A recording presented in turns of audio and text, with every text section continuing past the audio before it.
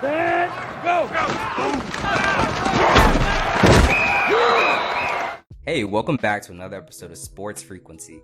I'm here with my co-host Christian, and we're here ready to just talk about Week 6 in the NFL, NBA, WNBA, little MLB, everything in between. But of course, we like to kick things off with NFL and recapping Week 6. Big games, big moments, upsets, moments that made us happy, moments that made us, sad a little bit. And, we always like to start off with our favorite teams. And I'll start with the Panthers and the Cowboys. Panthers and Cowboys was a matchup in Carolina, and the Dallas Cowboys unfortunately fell to the Panthers, who are now a 500 team, and Dallas is I believe they are a 500 team. No, they're below 500 team currently. So Rico Dowdle, showed up again, got his revenge against Dallas. Rico told the Cowboys to buckle up, and the Cowboys did not buckle up. They weren't prepared for the assault of about 200 scrimmage yards total from Rico and a touchdown, of course. So yeah, the Panthers are rolling. Rico's rolling. It looks like they are a sneaky team to watch. I think you mentioned that in a previous episode, Christian. Just watch out for the Panthers. They could be sneaky, especially if they get a few wins here and there. But I think I mentioned last episode, this was a matchup where the Cowboys can definitely lose it. I understand why they're favorites, but I've seen this team enough where defense can't hold up, and unfortunately Dak Prescott can play like Superman and still not enough for us. But what was your overall take on this? I know you were giving me a lot of confidence going into it, and I was telling you, I was like, dude, I don't know. The Cowboys tend to shoot themselves in the foot and the head at the same time, and they didn't really mess up, but that defense just couldn't hold up. So yeah. Yeah. Well, I'll start by saying, Rico sounds like a name of a guy that would take your girl, man. I don't know. Like, yo, Rico just sounds like that guy. And I think he came in and took y'all's lunch, bro. That boy was eating on you guys. But yeah, it was interesting, man. I think obviously it's still a pretty close game. I mean, it wasn't like they came in there and blew you guys out of the water or whatnot. Obviously, you guys have had, your defensive struggles so far. I don't know, man. I guess they're just turning it up. I mean, he's really the majority of that team right now. Like, I'd say if he goes down, you think the Panthers continue on their prowl of, kind of on the uptrend. I think obviously that's a dangerous to have in a team where it's like you're reliant offensively on one guy. I know it. We rely literally on Garrett Wilson and Breece Hall to be able to carry the ball to do anything. Absolutely. So yeah, man. I think, like I said, I don't think the Cowboys are gonna tank from here. I think you guys are still, yeah, like you said, you're like 2-3 now.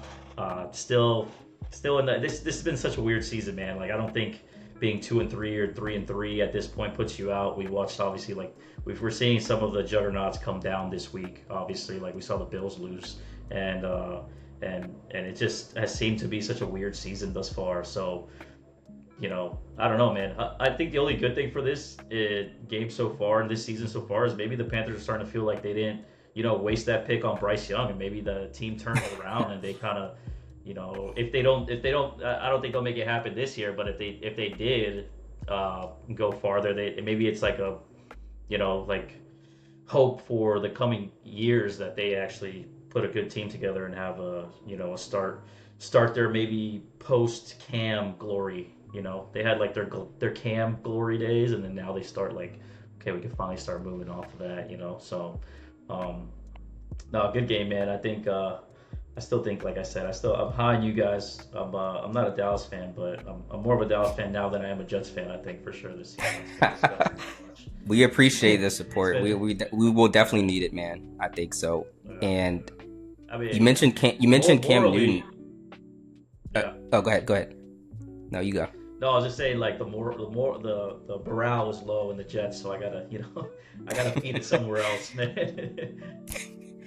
I wanted to add on about Cam Newton. I saw a graphic, I think ESPN or Bleacher Report put out, but this is the first time the Panthers have been a 500 team since Cam Newton came back. And, what was that, 2-3 seasons ago? He came back and he was playing for them for a short stint. And so yeah, just like a game or two. that was the last time they were 500 team. Mm-hmm. Yeah. I mean, everybody, you can't not put that guy as one of the top quarterbacks that you've seen play. I mean, he was electric, man. That guy, such a big body quarterback. He's just, is really, I don't know. I don't know. The NFL just didn't show him love. I know he has his own views that I guess didn't sit well with the NFL and whatnot. But the dude as an athlete was really fun to watch, man. Those Carolina days. Oh Back when he yeah. had like short hair, like tapered up, now he's got thick hair and Yeah. whatnot. But now he's also like the drip king in the NFL, dude. Like always Dude, like he stepping will have forward, man. something an outfit you've never seen put together, Yeah, on his shows and stuff, which is really cool. So we didn't see that expressive side of Cam when he was playing necessarily. So now that he's out of it, he's like, I'm gonna do what I want. Yeah, on my yeah. terms. Yeah, no, and it's good. He has like a successful like show and whatnot, so I watch it. It's fun to watch. He has the Fourth right and people, One, so really cool show, yeah. and he's on No, ESPN as well. Yeah, on I think Fridays or a couple days a week. I think at least Fridays he's up there on First Take. I think, but yeah, super successful media wise. right. Yeah, no, super like I said, super successful dude, super good dude. I'm sure Carolina missed him obviously for how well he did for them for so long. So, yeah, it's cool to see that. Like I said, Rico, man, he's taking your lunch, he's taking your girl, he's taking everything right now. So, Everything from us, man. yeah, Everything, it was. everything. I'd love to see. I didn't see if I don't know if you saw if Jerry Jones had any comments. I didn't see anything. I He didn't usually see does. anything that was out there. I mean, there probably was something, but because the game wasn't in Dallas, it was in Carolina. I think Carolina media was just all over that sort of thing. So probably if there was something, just not much anything to write home about. But Yeah, it'd be good for hilarious. I Rico, could, man. Good for yeah, Rico. I could picture Jerry being like, yeah, that boy Rico. If he wants to offer him a contract right now to come be a Cowboy, I'm offer him a sure. I'm contract sure right now. something was said to that effect, or like, oh, we tried to offer him a deal and he didn't want to take. I'm sure Right. something like that got said. It Or he wouldn't looked surprise over me. like to his crew and he's like, how we miss that boy right there? How did we miss him? In Exactly. our Exactly. Jerry was like, he was on our team. He played for us. I how's that guarantee. possible? Yeah, but no, man, good game. It's cool. But yeah, I guess we you want to move to mine. Absolutely, There's man. Let's get into Denver at the Jets or at New York, which was really in London this time, and I don't know what to say, man. I expected a Fields like game, maybe a couple of rushing touchdowns. He's like, I'm gonna do it myself and just take control of it. I don't know where to start because it was just. I mean, is there I'll let much you to take say? over. I'll let you take over, man. I Is I it don't know what to is say. I Yeah, just there's not much to say, man. I think watching the game, it was I texted you. I said, man, I'd rather watch grass grow just because it was such a. It was just there wasn't even like I don't know highlights for me to watch on it. Like it was just I know we had like the fumble that came out in like the first quarter, which was it was cool. It wasn't anything like to write your mom about. Like it's not like the dudes are like just eating on defense right now. Unlike Jeff Ulbrich over there at the Falcons or last year at DC, his guys were eating against the Bills, and I was like, oh look at that. He's probably it's just funny to see everybody leave the Jets and continue their career and progress higher somewhere else, and for some reason like the Jets just continue to stink. But yeah, man, we just couldn't make it work. The O line I think is just gone. I mean, Fields kept getting sacked that last drive. He didn't even have a chance. The dude has to like. let me ask you about the O line. Do you think it's really the O line, or do you think it's a combination of like? Because I've seen situations where players will get sacked behind an O line, and you replace that quarterback, and you see less sacks, and so you think to yourself like, did the O line play better? Are they playing worse? Is O line a stat that's dependent on the quarterback, where maybe the quarterback is just quick releases, so they don't have a chance to even. I noticed Fields held the ball like a lot, like he was waiting for things to open downfield that didn't materialize or whatever the case might have been. He didn't utilize dump offs as much as I thought he could. But what do you think that is with the O line play and just like sacks for quarterback I when he mean, doesn't get rid of it? I would feel like that's a good stat to look at if it's not like a constant factor of the Jets. Like like how many quarterbacks have we had now that struggle and can't get we had Aaron Rodgers back there, Zach Wilson. Like Aaron Rodgers got hurt the first like game of his first season because he got sacked, and then it's just been a constant like. I think it's something that you can say for a fact the quarterbacks are concerned about it, so their mind is on not only downfield but also like when are we get like the penetrations they're going to penetrate the O line. Like I have to be, constantly. I mean, we saw with Zach Wilson, the dude looked schizophrenic back there. He was like, he looked like he just was seeing linebackers come at him left and right. So Sam it's Darnold saw a ghost. I mean, a yeah, lot of crazy things exactly. happen.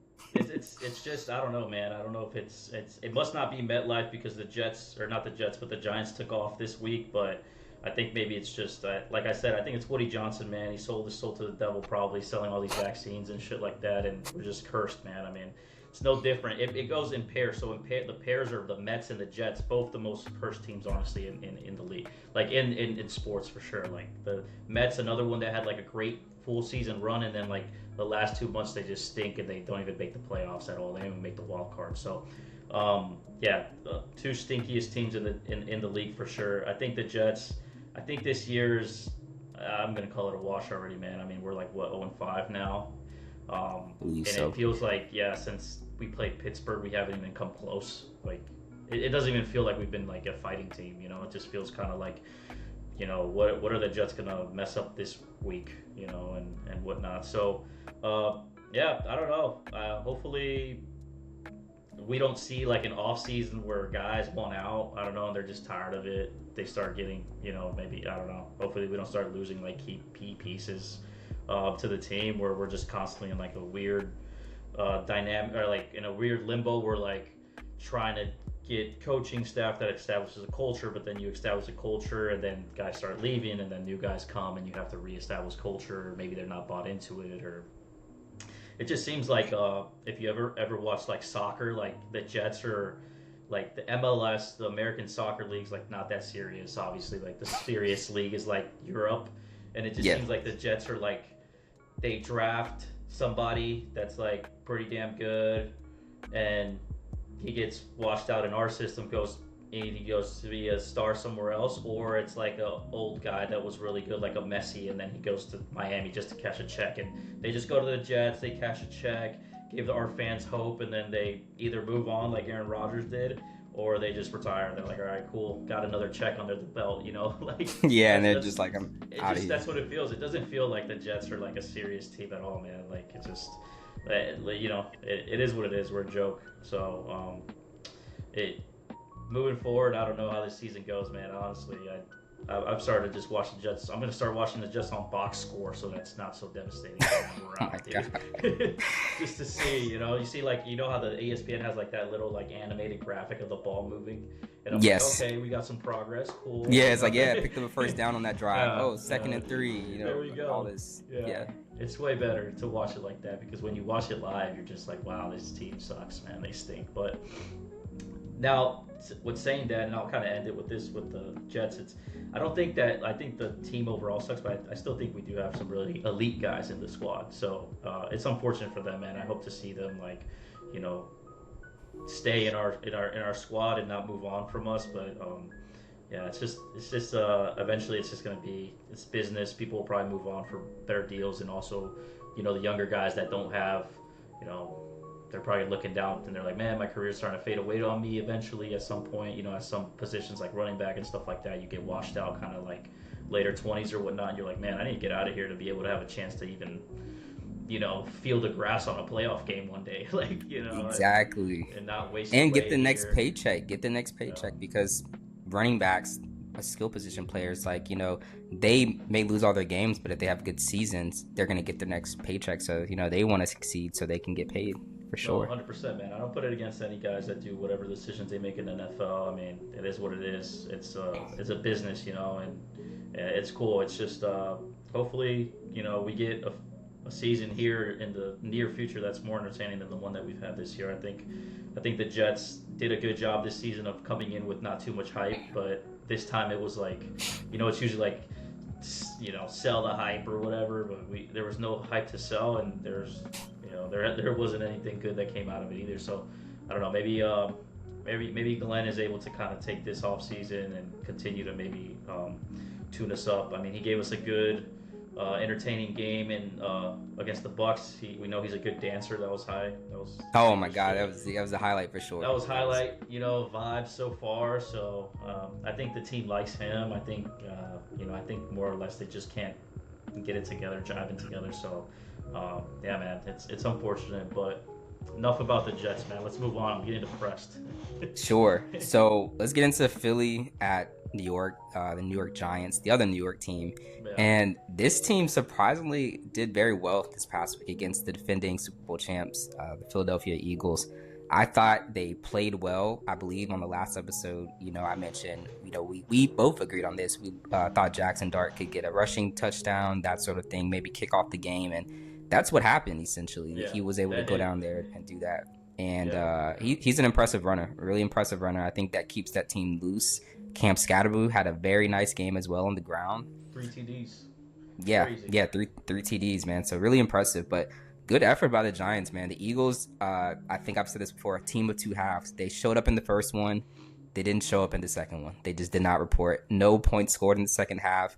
As a NFC East fan, the Dallas Cowboys, I thought this was great because it just shortens the gap between us and the top. So it's like the Eagles lose a game, that's great. We kind of own the Giants, so I feel, confident we can beat them when we see them again.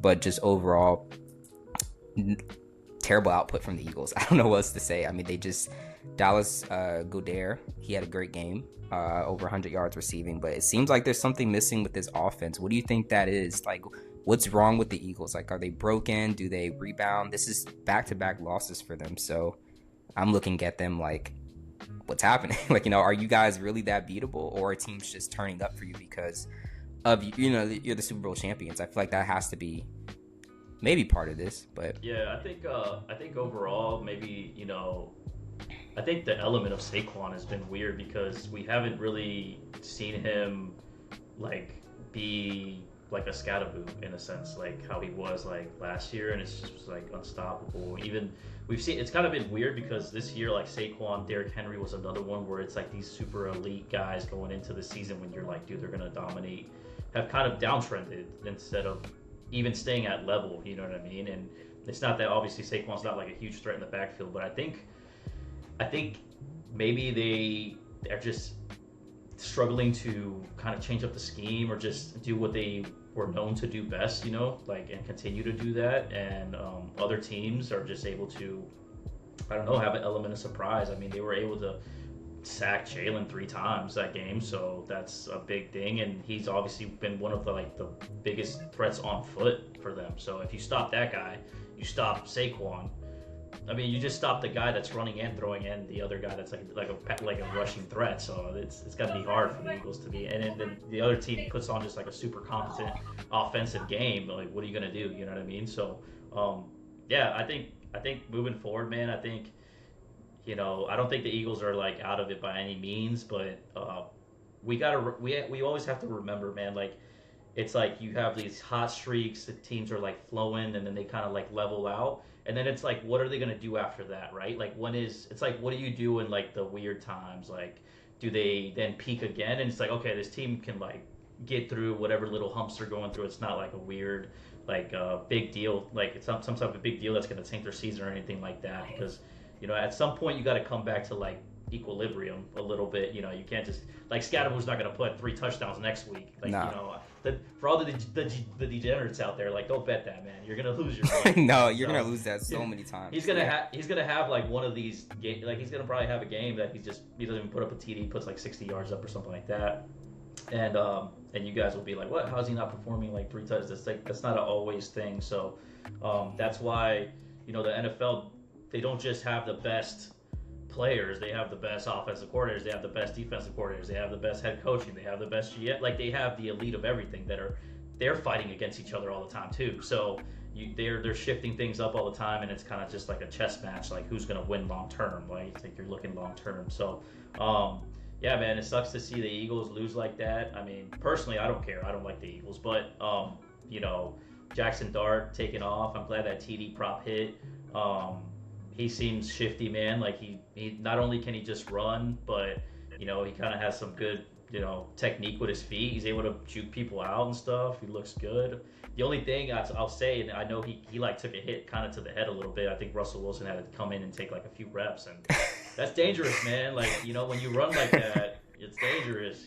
One hit away from devastating that season for them, man. Like, I'm laughing because there was, I don't know if you caught this, but there was a moment where Dart got hurt and he's in the blue tent, and Dayball the coach of the Giants, comes up to the tent, peeks his head inside, and they like usher him out of there, and he's like really stressed and frustrated. Like he takes his hat off to enter the. It was so random. It was just so funny, and he was just like checking up on him like that's his kid or his son or something. And it was just like it's just hilarious, like just kind of seeing that in action, because you're not supposed to do that as a coach for one. Yeah. Like, never go into the blue tent, and it was just funny. But Wilson came out for that drive, and he threw a pass that was incompleted and almost an intercept. And you heard the boos, like that was like the wild part.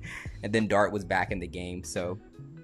What it is, really Dave was like, dude, this guy is my career right now. Like, he's looking at his career and he's like, dude, this is my career on the line if this kid doesn't fucking play. Like, it is. It really, his success is tied to that. The moment they started him.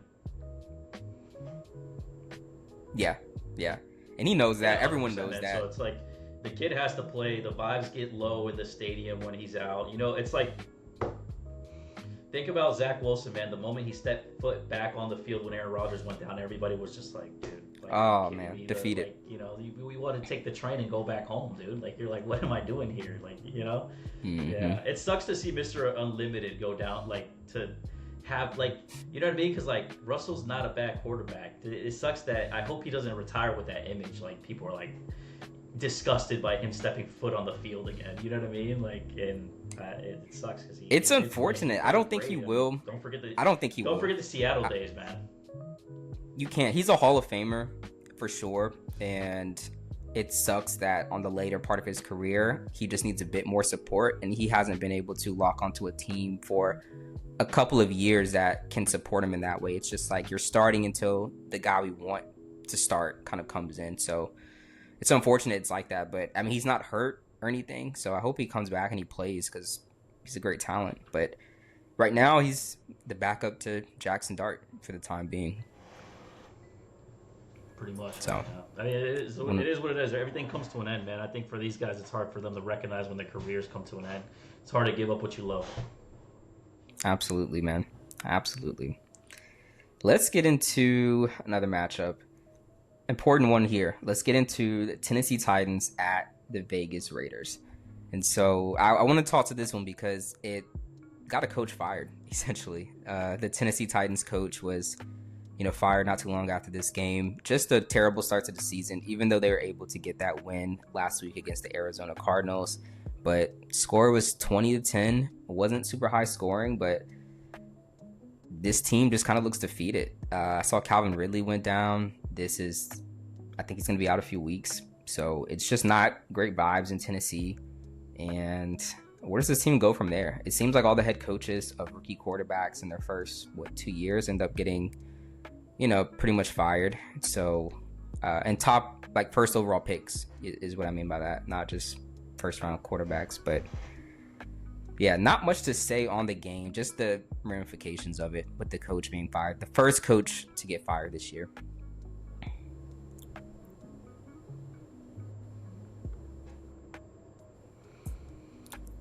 Yeah, I mean, realistically, though, did Tennessee really have aspirations to do anything great this season? I think it's a little bit of a overreaction, honestly. I mean, you got to give people. I think maybe we're getting into a day and age where people want, dividends from their investment the next day, and it's like, dude, you got to give these kids, and you got to not even just the quarterback, but you just got to give the system a moment to work, man. It has to. It takes time to cement. It takes time for people to drive together or whatnot. So, I don't know, man. I think it's funny. I think we're just coming into, a day and age where people just we're gonna draft this quarterback and we're gonna have a, C.J. Stroud moment where we just go all the way to the playoffs and win the Super Bowl in the first freaking. We have a Joe Burrow moment where we make it to the Super Bowl or whatnot. Mm-hmm. Super soon, and I just don't think that's realistic. I think you'll have your people that are kind of different and will just be different, like Patrick Mahomes, Josh Allen, things like that, and then you'll just have teams that you're gonna have a solid guy. You're gonna have a solid guy for a while, but you still have to put in maybe you have to be elite on defense or whatnot. It's not just everything's just gonna be we're waiting for this one star to just change it all for us. It's not. I don't think that's a good long term. I mean, even the guys that are stars, like a Josh Allen, they haven't been able to make it happen. You know what I mean? Like they haven't been able to make it happen. Do they make it far every year? Sure, but they haven't to make it, make that Super Bowl. So it is what it is. Like I said, I think it's money that happened. Like that's usually money. Somebody just wants to show the team a shift. That's what happened with Salah when he got fired like by Woody that season. Like, I mean, was it his fault? Like, dude, the kid's not performing. Aaron Rodgers went down. Like, what do you want from the guy? You fired. Like, but it's just like that's the move. It's like, all right, man, I'm sorry. We're still gonna pay you, but you're fired. You know what I mean? Like, it's just kind of what we have to do to kind of make the organization not look too bad and look like we're being proactive about fixing this team or whatnot. When it's like, we're still shit. It's 2025 and we're still shit, dude. Like the Jets suck. So, it's unfortunate, but I still have high hopes for Tennessee as far as Cam Ward being there and developing. I just hope he doesn't lose confidence. I hope he just maintains that confidence level and just kind of plays the season. We know the season's probably a wash, but just keep doing good things well, keep developing those habits, and we'll see what happens next year. But yeah, they're looking like he has good people in his ear, man, that are telling him like the right things. Like, hey, man, it just happens. This is like it is what it is. Like this isn't college. Like, this is the most elite level. All the guys here like make a living off of this because they're great. Maybe they're not all stars, but they're all really good football players. So everybody has their weeks. Everybody has their seasons, man. Like they just. How many seasons has, like Joe Burrow been up and down and people don't give up on him, right? That's a good point. That potential's still there, dude. Like, Cam Ward took off at Miami too. He was a good college player too. So, I don't think they should give up on him, man. I think Tennessee, as if they can find their rhythm in the coming years, I think they should be happy with that. I don't think they were a team like last year. I forget the kid's name that they drafted like the second round that ended up. I know what you're talking about, but stuff. Yep, I know exactly what you're talking about. I can't think of his name. Yeah, they were a team that went from that, and that guy was supposed to do a little bit, didn't do anything, moved on from him, got Cam. So it's like you guys are doing a lot. You guys are, kind of there. You haven't really established anything quite yet. So why think that it has to be like, yeah, this is out the door just because the kid, even if he has a bad season, like you give him a shot, man. So I think he's Agreed. A good talent overall. Agreed. The next one I'd like to go over is for sure going to be the Detroit and Kansas City matchup. So Detroit's in Kansas City, and this is a Sunday Night Football matchup, big game. Chiefs are coming off a loss against the Jaguars from previous week, and they handle business. They look like the old Chiefs. I've seen posts where people are saying that's vintage Patrick Mahomes. It's crazy to say vintage Patrick Mahomes. The kid has not been in the NFL for 10 years at this point, but we're already calling this a vintage performance. 4 total touchdowns. One of those was a rushing touchdown, the other passing. I mean, this team looks like a well-oiled machine. They're getting back to what they're really good at, just really strong offense. Of course, they're really good at defense still. Their run game, looks more improved, just through the weeks. I think they're the best team right now. I haven't really felt that they weren't. I think they've just been missing pieces. Like, I'm just being honest. Like, yes, they lost. It's a key matchups early, but I still think they're good. I really think they're good. I do. I think when it comes down to it in the playoffs, in the AFC particularly, it's like who's challenging them. We just saw the Bills lose, to the Falcons. I think a lot of people didn't expect that. And who else is that threat to them? I don't know. But that's just my take. Yeah. What do you think about this game? Did we see vintage Patrick Mahomes? Is he back? Or are we, I think they get Rashee Rice back really soon too. So that's another piece of their offense. I mean, what do you think about this Chiefs team? Is it just Detroit didn't show up? I mean, what do you think it was? I guess, Kansas City was, like I said, it was reliant on, air attack. Patrick Mahomes just had a really good game. Obviously, like, the rushing was not there. Like, Isaiah Pacheco had 51 yards. Like, it wasn't so it's better than what he's been doing, I would say. Yeah. It's a lot better. And not like I don't like him. I've never even drafted Isaiah Pacheco on any of my fantasies. I never thought he was anything, like, impactful, at least fantasy-wise or whatnot. Like, is a guy impactful because he rushes a few, like, red zone touchdowns, you know what I mean? Or, like, I view impactful more like as a guy, like, changing the dynamic of the actual, game in general. Like, people have to really position themselves for for him are like teams really going in being like, yo, we got to really lock down Isaiah Pacheco or he's gonna like destroy us. It's like I don't think so. But with that being said, yeah, man. I mean, Patrick Mahomes just super shifty guy, man. I mean, obviously gonna probably um, be a Hall of Famer one day. He's probably gonna play for a long time, and yeah, they have threats. Xavier Worthy's there. I mean, Hollywood Brown got a touchdown. I mean, like you said, Rice coming back, which I'm happy for because he's on one of my fantasy leagues, and I need him bad right now. Same here. Yeah, I'm excited. So hopefully he stays out of trouble. No more crazy stuff outside of the sport. But I will say though, it's almost like you want guys that kind of get in trouble because they're the ones that are like dogs. They bring an edge to the locker room, man. You can't have choir boys, man. You just cannot have all choir boys. Yeah. No, you can't, man. Like the choir boy has to be like, I guess the quarterback. He's like the leader. He's like the dad in the room. Like, all right, that's funny, but calm it down. We're gonna lose the season if you get another suspension like that, right? But that was good. I like that, or whatnot. But yeah, I still think that obviously they have quite a squad, and the AFC's been kind of weird, man. Like Baltimore getting just, I feel like, out of the picture. Like I don't know. I don't even see really. I don't know if I see Baltimore as even a playoff contender. Baltimore, it's tough. It's tough. They switched out, so Lamar Jackson is currently out, and they had Cooper Rush, who was a backup in Dallas for years. And during the game, they switched him out for Snoop Huntley. During the game, so I was like, "Is that Lamar running?" Like I just like saw a guy running, and I was just like, "Dude, that's." Yeah. I didn't even know they switched out. I just turned to the game, and they switched him out. So it's tough. It's tough sledding without Lamar. But back to the Kansas City piece. So it's like you said, it's true. Who else is gonna contend? I think even though the Broncos like had an ugly game against us this week, I don't think that's a good depiction of like that they're a really good team. You got to remember it's a London game. Guys are tired. It's weird. Time zone change. Just not used to that. I think they're still going to contend.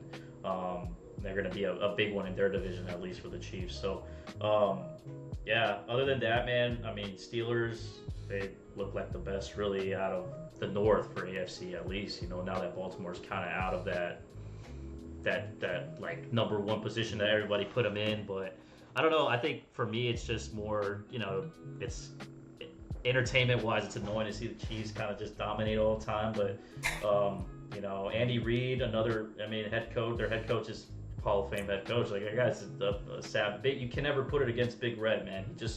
He looks like he just sits there and just like, at night, like, I don't know if you've seen like the Nuggie commercial. Like, let me get your Nuggies. Like, he looks like he's just like chewing Nuggies and just like dialing up freaking plays all night. Yes, he's gonna come at you with something, with whatever he has available. He's dialing it in. So I think they're elite at every level. But I don't know, man. I wouldn't put it. I wouldn't judge Detroit fully off of that game. I think Detroit's is still really good, man. Dan Campbell, I think the most like electric head coach in the league. Like who gets more electric than that guy? The guy he looks like he would have either been a football player or like a WWE star, man. Like the dude's just like super dynamic and electric like that. So I was happy to see Sam Laporta getting involved, man. They need to get that dude more involved. He's got a touchdown. Yeah. Help me out with my league. So, yeah, man.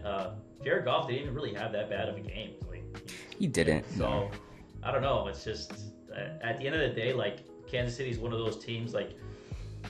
You got to go in thinking it's going to be like a fight all the way to the end, man. Like it's like kind of like that Brady Pats like coming in second half, and it's like it doesn't matter how low this shit is, like or how many touchdowns you're ahead right now. Like this is. They can come back on you. Exactly. They can come back. So, but yeah, man. I don't know. I'll say I think they'll definitely make I think they'll definitely make playoffs. I think it'll just depend on how they play from here. And how the rest of the division plays, like depending on how their seeding goes. Depending on how they get seeded in playoffs, that's going to be the issue, right? Because if they end up still pulling up like a high seed, it's like, it's going to look like Kansas City's going to take it again. For sure, yeah. You got to travel to Arrowhead. It's outdoors, it's cold, it's all these factors, for sure. The good thing is that, in that division, which is Broncos, Chargers, Chiefs, and Who's the other one? Raiders. Raiders. Yeah. Well, I guess, damn. I guess the only other cold weather team would be the Broncos, really, because I mean, Vegas it doesn't get cold, and It's indoors, yeah. LA is not cold, so yeah. Nope. I guess Broncos the only ones that can, it's like I don't think it was last year, but I remember there was a game. It was like a heavy freeze, and the Dolphins were made the playoffs. I mean, it was like 2 seasons ago. Yeah, it was a couple seasons ago. Yeah, they did, and they didn't stand a chance in Kansas City. Dude, they didn't stand a chance, man. They looked like they were cold. Like you saw Tyreek like bundled up, and I'm like, dude, what? South Florida? You were here, man. Like, did you forget already? Yeah, those Miami Nights. He's just not. He's not used. Right. He's not used to it, man. Yeah, forgot. So, but yeah, man. Great game. I mean, Detroit still stay high on them. Jahmyr Gibbs, 65 yards, man.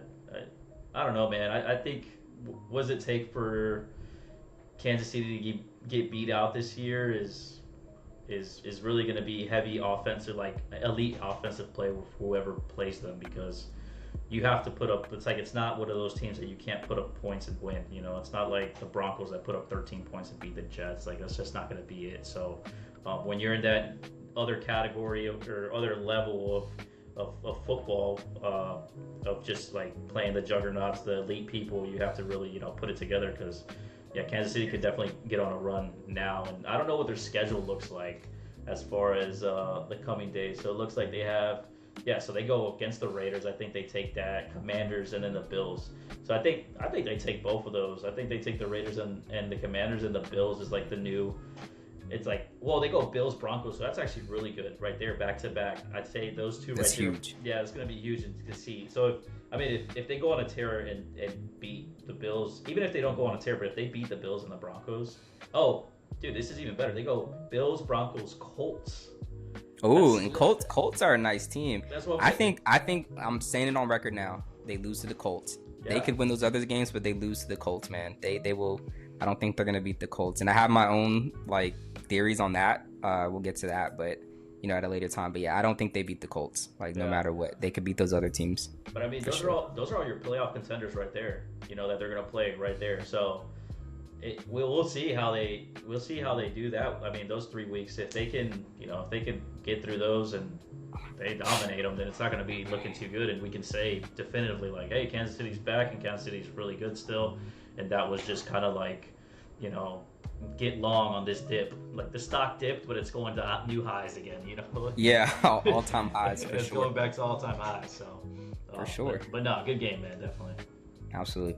So let's get into our 2 Monday Night Football games. We had doubleheader, Buffalo at Atlanta, Chicago at Washington.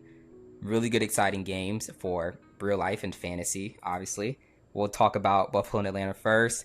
Josh Allen, not the greatest game of his career. A couple turnovers just on that Bills offense. And Bijan Robinson is really the player. And Drake London, I'd say, are really the names from this game. Drake London over 150 receiving yards. Almost had a huge 2 touchdown game, ended up just being 1. I think if you saw that play where he got out of bounds at the 1 yard line before the half, that was incredible. Yeah. I thought he scored, but he slightly stepped out. And Bijan Robinson, man, he had a huge 80-yard play. Like, that was crazy.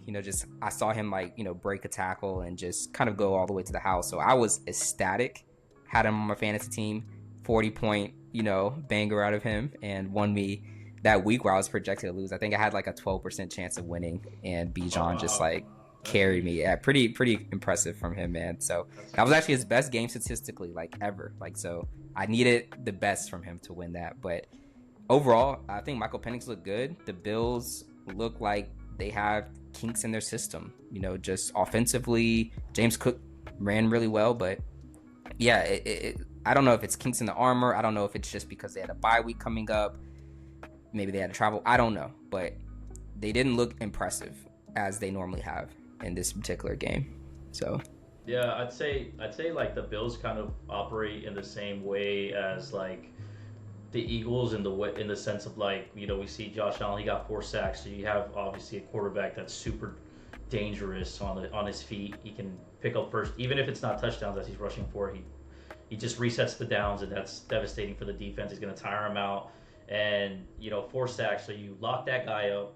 Like, let's say you lock up Jalen, and then James Cook and Saquon don't have amazing games, and then it's like, okay, this could go either way now because the two huge threats just got locked up, and now the offensive coordinators are probably scrambling, where they're now, I don't know, 3rd and 8, and they're like, oh, we got this, we got Josh Allen, and he's getting sacked, and they're like, oh shit, like we don't have a new set of downs, we got to punt away and hope the defense has a good game for us or whatnot. So I would say though, I mean, this is like every season, Josh Allen has like a little bit of a slump. I almost feel like. I mean, he's had it against like AFC teams all the time, where like he'll go and like lose at home to the Jets. He'll go like throw like a few picks against the Dolphins or whatnot, and people are like, oh, like why is he doing that? He's washed or whatever. And it's like, nah, dude, he's still really good. He's really elite. He's a really good quarterback. That team has great coaching, and I think they'll be fine. I think more or less it's just, I don't know, man. It's a Monday night game. Anything can happen. Like you said, it's hard when you're two guys that you're, kind of rely on, which, I mean, you have to establish a good run, obviously, so you can open up your passing. And those two guys, let's say they don't have the games you need them to have, and then the other team is just running all over you. It's hard, man, because now you have two things. You have another team that's running all over you. Defense is tired from that. Your offense is getting off the field quick. Defense is tired from that. So now it's like a double-edged sword there, So yeah, I think good game for Atlanta. Obviously, Michael Penix, he had a good game overall. 250, 1 TD. No turnovers. Yeah, no turnovers. So it looks like maybe it's weird, man. He has like some really good games and then just absolutely like terrible games. But I think overall they did a good job moving away from Cousins, honestly, and just going fully in with this guy, with Penix. I think that was a wiser move or whatnot. So, do I think Atlanta goes on a tear from here? I don't know, but maybe they went on a tear last year for a little bit, and then they had that consecutive losing streak that kind of took them out of that playoff race. Against I think the Bucks. They're in that division, and so.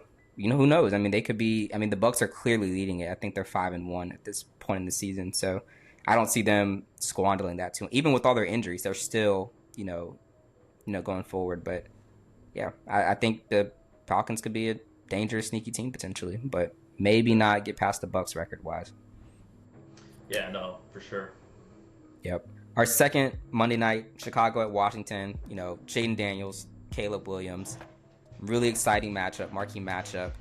Score was a 1-point game, 25-24. Commanders had some very key turnovers and I believe a missed field goal attempt that really decided this game. Caleb played good. I thought Jayden Daniels played great. I mean, he had an interception, and I don't know who that fumble was on when he passed it off to his running back, but I don't know who got that stat recorded for them. But the point being is that very close. I mean, really came down to the wire, and the field goal kicker for the Bears really just came in clutch. I think he came from the Niners, the guy they had earlier this season that they cut. So, I mean, for him to come off the practice squad and hit 4 field goals is very impressive. So, well-deserved win for that team, that organization. And, yeah, it's close. It was close last year, too. I think Jayden Daniels had that Hail Mary at the end of the game to, win that game. The Bears kind of had that one, locked up, and that defender, I think he walked off the field. He was like showboating, celebrating, and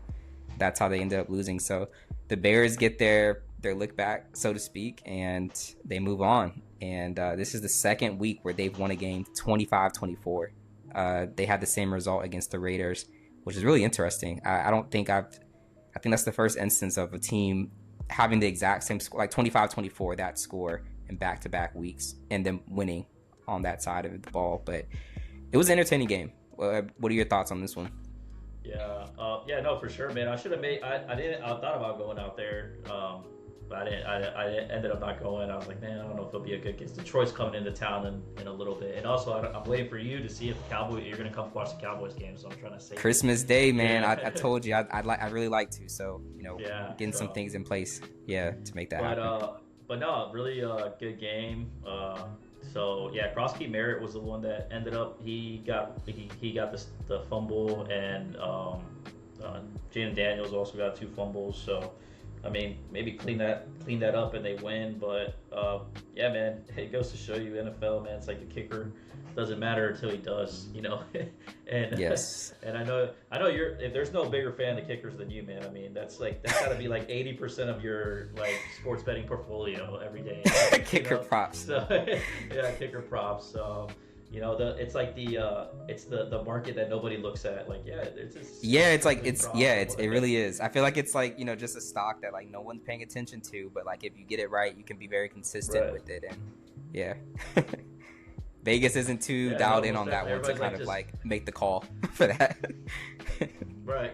Because your common Joes aren't looking at that. They're just thinking names that they know in their head, and they're like, yeah, like whoever Saquon to get a touchdown or whatever, and they take those type of bets. And you're over here just looking for good value, and definitely these kickers are good value, man. I mean, we've had weeks already where it's just like special teams is what you need. So obviously the Bears know this, man. Back when Trubinsky was there and Cody Parkley did the double doink against the Eagles, and to lose that playoff I remember game that. was huge. So. That was crazy, man. I had money on that game and I lost because of Cody Parkley, man. But and really that sucked because that was basically Mitch Trubinsky's like peak, pretty much. Like, it was. He did pretty solid that year. I agree. That was his peak. Yeah. Then after that, it just he ended up just floating. He's been floating around the league. I think he backs up Josh Allen. I'm pretty sure. I think he's at the Bills. I believe you're right. I think he did the same last year. Or was he in Pittsburgh? No, he wasn't. No, I think he was in Buffalo last year. He was in Pittsburgh, yeah. He was in Pittsburgh at one point, yeah. And then, but I think he's in Buffalo now. So, okay. But yeah, like I said, the kickers, man. It's funny, but it's good, man. They split it. They're 1-1. Last year, obviously, with the stupidity of that player back there showboating or whatnot, and then. He's not where he needs to be or whatnot. So I'm sure this year I'm sure in the locker room or when they were looking at film, they probably played that game like 5 times, and they're like, you guys need to be set back there at all times. You know what I mean? So always, it's never over until the clock is at 0, and if there's a penalty, it's not over if the clock is at 0 or something. Yeah, you always got to be in an athletic position. It's like when I used to play baseball as a kid. My coaches would be like, got to be in an athletic position. I'm like, dude, I'm in right field. Nobody hits it here. Like they're like, nah, you never know until it happens. So, but cool little doubleheader, honestly, this Monday with that Bills Falcons kind of weird loss for the Bills, and then obviously the really close game for the Bears. So quite the week. On to week 7, some exciting matchups. I want to start with Thursday Night Football on Prime, Amazon Prime, and we have what's going to be called the Unction or the Unk Bowl. Whatever you want to call it. There are 2 older quarterbacks, Joe Flacco, age 40, Aaron Rodgers, age 41, combined total 81 years old for the starting quarterbacks. I don't know if that's a record or not. I'd like to see if that is, but essentially they're going to be dueling it out. This is the AFC North battle, and you've got a team like the Bengals who haven't been doing so great since Joe Flacco went down, going against a team that is leading the division, Pittsburgh Steelers. I'm being a contrarian, man. I think the Bengals maybe surprised the world. Joe Flacco looked pretty good in his debut, just learning that playbook and the yards and numbers he put up. Now he was playing Green Bay this past week, but I think this is a game to watch. I'm looking forward to the Unk Bowl. Like, I don't know about you, but I want to see these old guys go out there and show them they still got it. They can throw for 250, 300 yards, just like the young guys. That's what I'd like to see, man. Yeah, for sure. I think I think this will be funny, man. This is the I want to look up who's made more money from I'd say you think Aaron Rodgers leading this? Aaron Rodgers. Yeah. Rodgers for sure. Because man, Flacco's just been floating around forever now, and it's funny because he's been floating around not even as like QB2, he's floating around as QB1 for a long time, So yeah, it's gonna be an interesting matchup for sure. I think that I gave it to the Steelers, man. I think the Steelers take it. I mean, they're favored by 5.5, and I think they should be. I think offensively overall, I think they're gonna put a better game in general. And don't forget, like Pittsburgh, they got a good D line that's gonna be putting pressure on Joe Flacco, and Joe Flacco's not the most mobile quarterback in the world, so that's true. We're gonna definitely. We're gonna see this Unk Bowl, but I think Unk Rodgers takes it, man. I think Unk Rodgers takes it by a mile.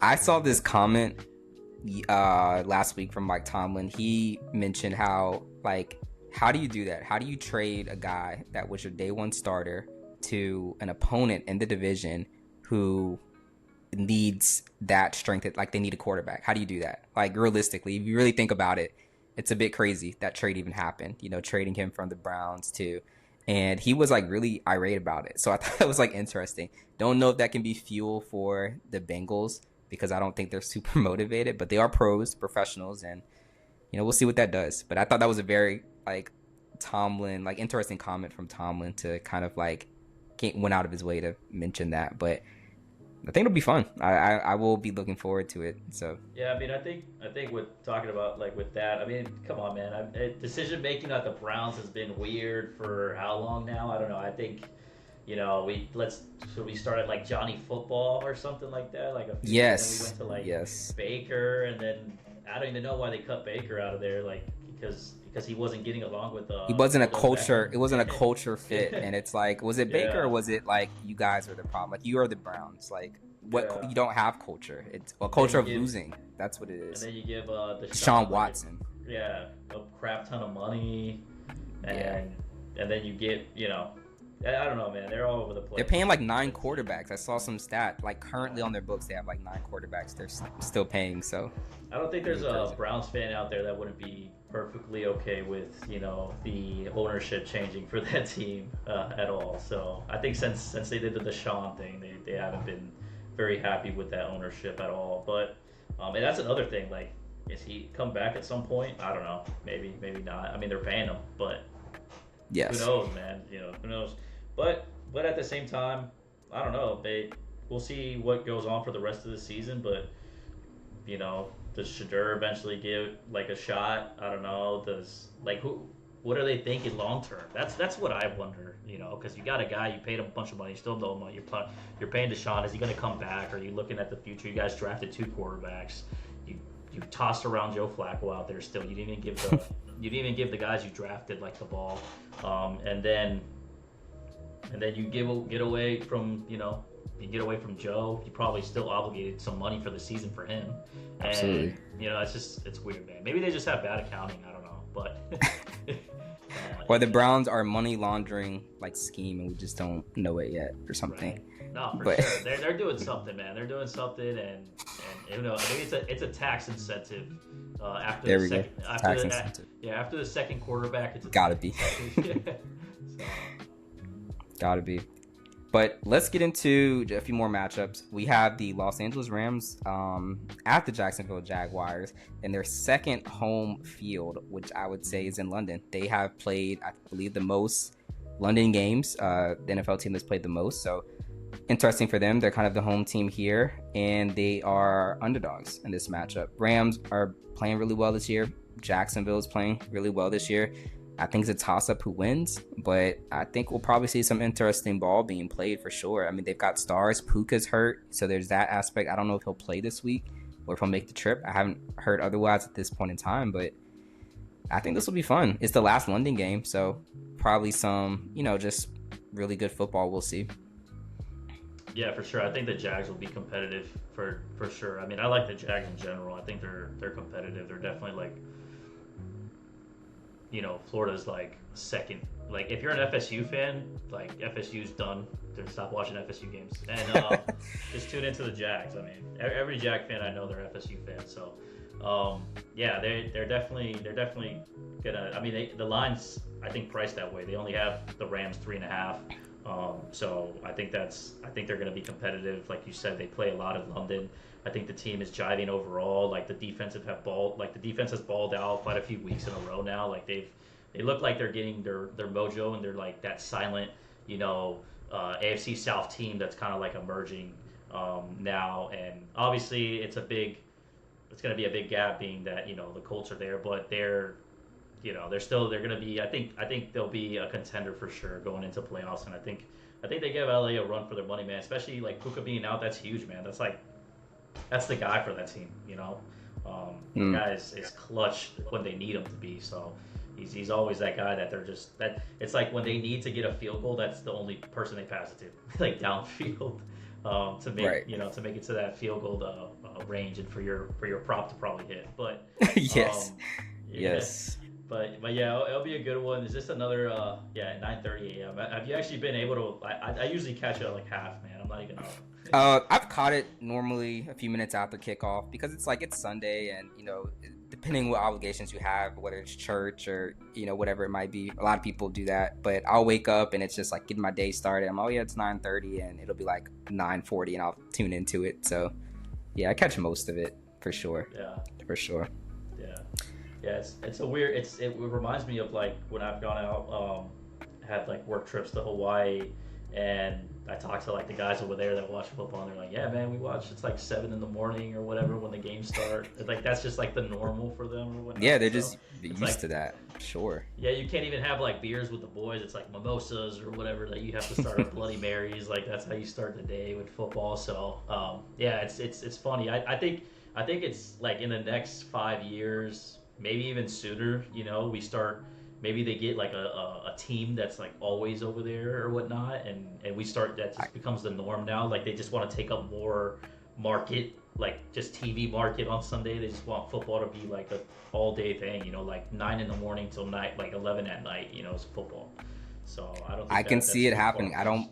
I don't put it past the NFL to expand their market, and they don't care how crazy the times are. They're gonna do it for sure. I see that happening. Could see Yeah, it. especially they'll make so much more money, man. They'll make like I know they do the Mexico City game. They have like the game in Brazil, London. I think they've even done Germany. I know even the NCAA like football has dabbled in that where they have They like are, yeah. overseas They're doing games as well. I overseas. think so. No, that I think it's cool. Like any and like yeah, like any big corporation, like they have to keep building up their profit revenue, and the world is the limit. Yes, it's not. It's really not. Yeah. So Let's see. But let's get into our favorite teams. We're gonna start with yours. We've got Carolina at the Jets and at New York, and they're actually gonna be back on U.S. soil. And I believe this game opened up with the Jets, the New York Jets being the favorite.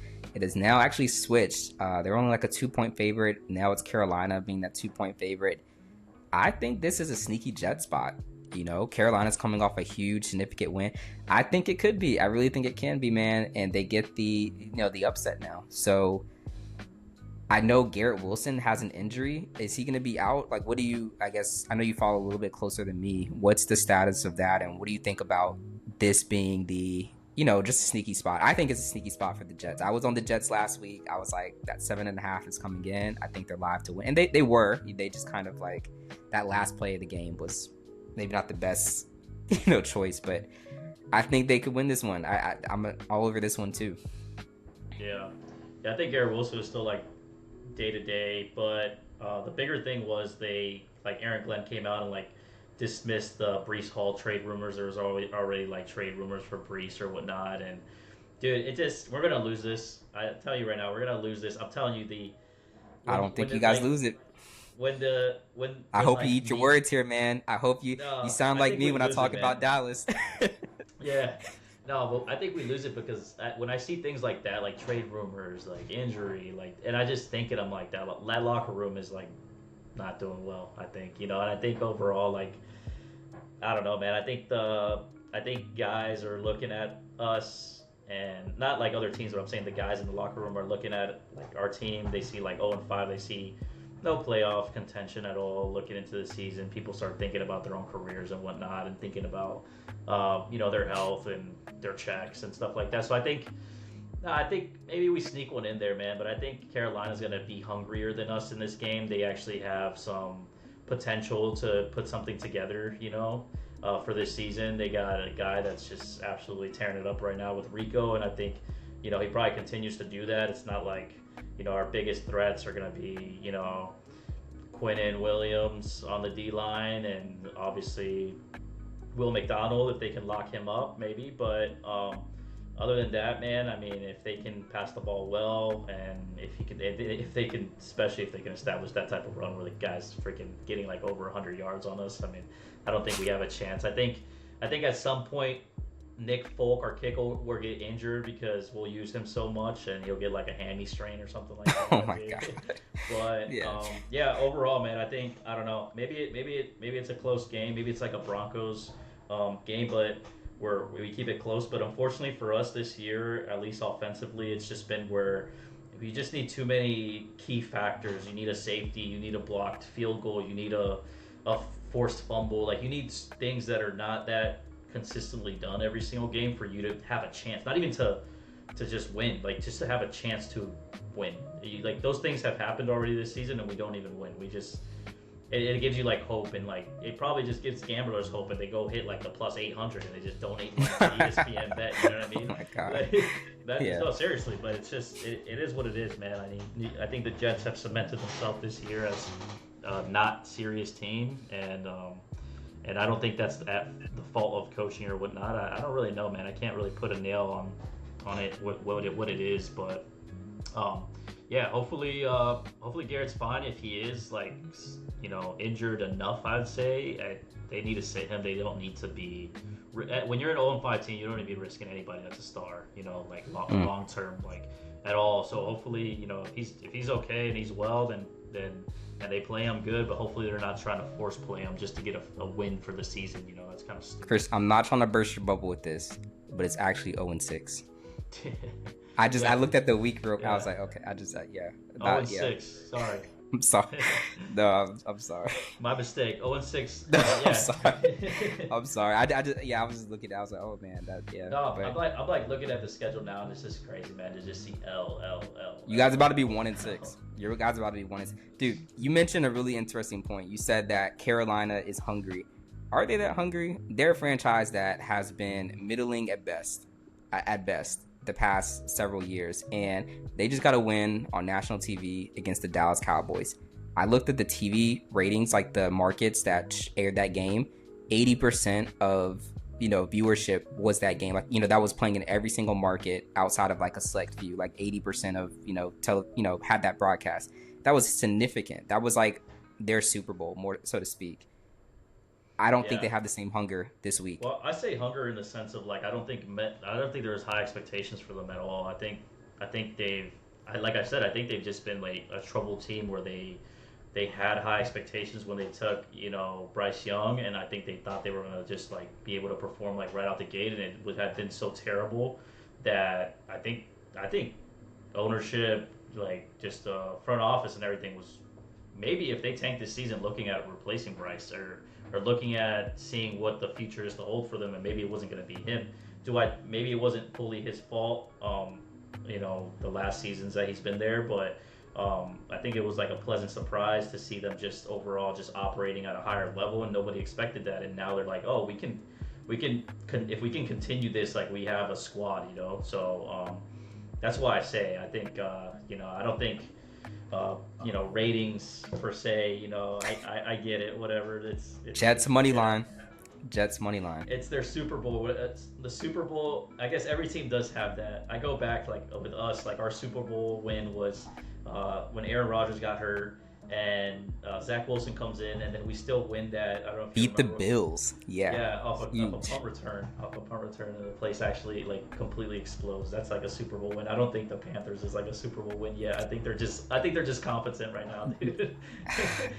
My only concern is Rico and like how he will impact the game, because I think when you have a rusher that dynamic playing that well, it's hard to lose games like that. Not impossible, but difficult. So I would say that's like the key factor. But if Chuba Hubbard plays, maybe the split isn't as desirable, and that's maybe why they lose. But no matter what, I'm Jets money line all day. This is a trap spot. Jets money line. I'm so serious about that. Yeah. I mean, you could be right, man. I mean, look, who would have thought Bills and Falcons, and it wouldn't have gone, the Bills way, and who would have thought, the Browns would have beat Green Bay. I mean, like we've seen it all season. Like there's been such weird weeks where Vegas or whoever is so heavy one side, and it's almost like somebody's just like, nah, we're gonna wipe you out, dude.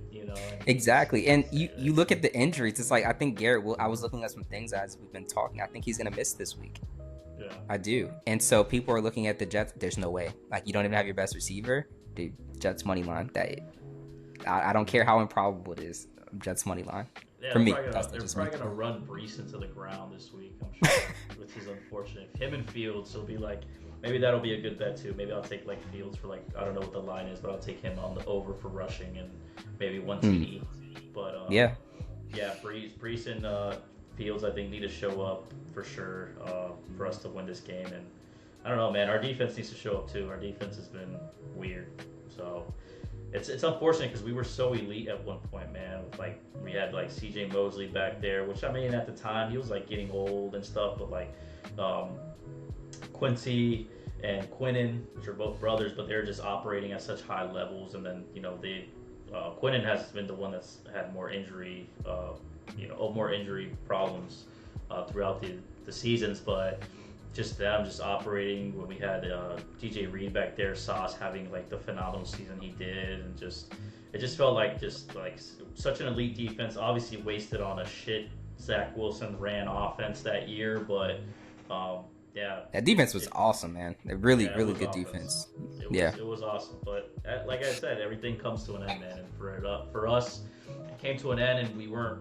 It wasn't like we were ready for it because our offense relied on our defense basically like stop it, like giving us a chance pretty much. So we'll see. Maybe it is more of an even match than I think it is, but I Look, hope so, man.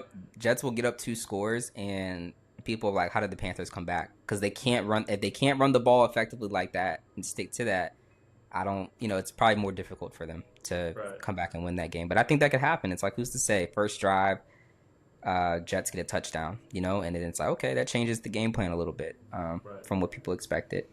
But let's get into what probably is going to be billed as the game of the week. Fox or America. I don't know who's going to host this station. It is Fox, so that's probably America's game of the week. But we're going to have Commanders at Dallas, and currently the line it's set at Washington's the favorite. Not big favorites, but 2-point favorite here. Total set at 55.5 points.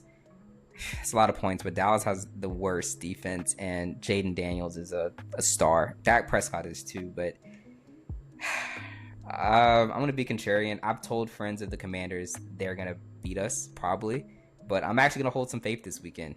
Man, I'm going to go Cowboys here. I'm going to say they pull out the miraculous win, and the Commanders lose 2 in a row somehow, some way, somehow, and then the NFC East is really wide open. There's a show that I guess is supposed to release in season, but it's Hard Knocks, their in-season version, and they're actually covering the NFC East.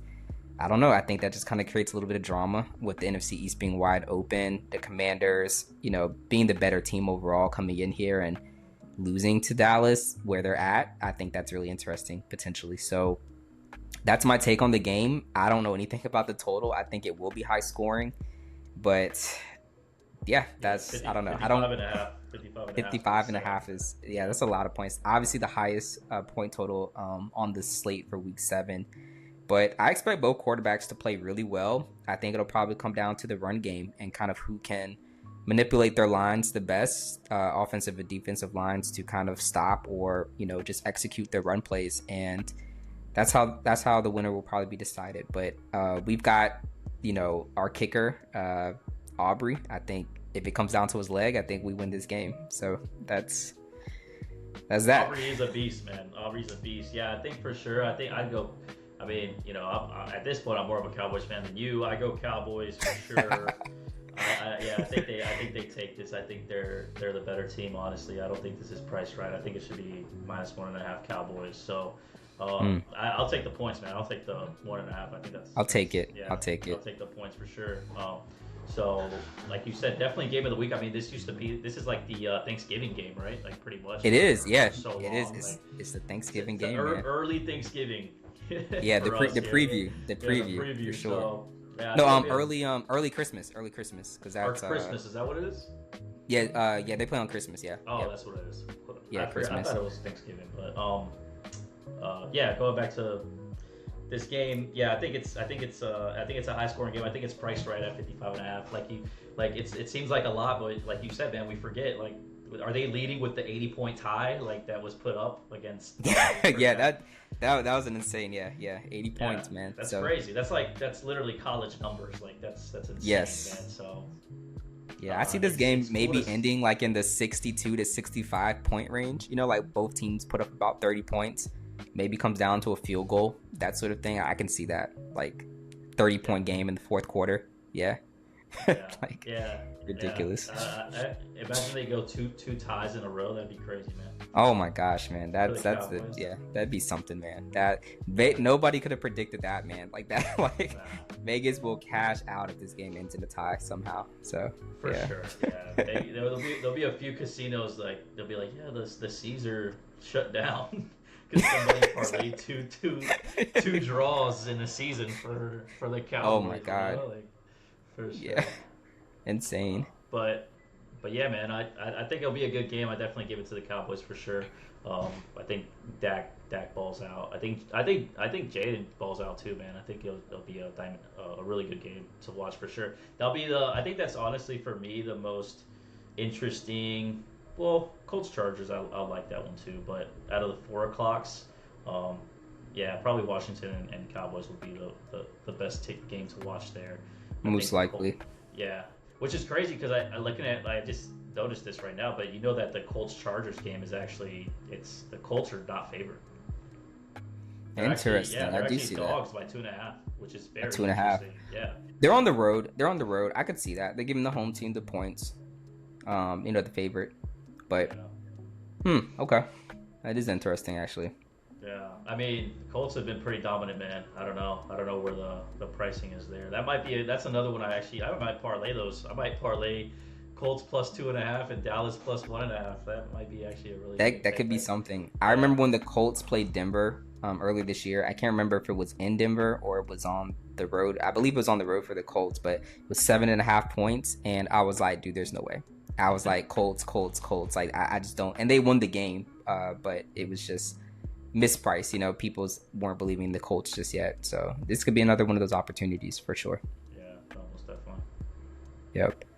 So I think those our look aheads for the week for week 7. I mean, we have a doubleheader from Monday Night Football, but I think the big games are going to be when the Jets upset Carolina. I think the final London game and, just a really close, high scoring matchup with Commanders and Cowboys. I think those will be really cool to watch as well. So I want to pivot to MLB. We're still in the midst of the playoffs with that. And you've got some future tickets. Well, you got one key future ticket, and it really hinges on Toronto cleaning up their act and just kind of advancing past Seattle.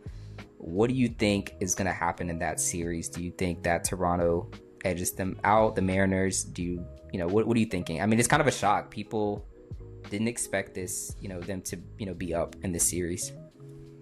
Yeah, I think. Well, I think yeah, people have been pretty high on Toronto. I mean, I have talked about it pretty much since we were even before wild card, and I was telling you how Toronto's offensively just like a powerhouse. I mean, Guerrero Jr. He goes into the Bronx and just I mean, you literally the game would start and you'd see like the kid slap the dinger already in like the first inning. Like he's a savage. He's a beast. I mean, his dad played, and the pedigree's there. The kid is really elite. Seattle.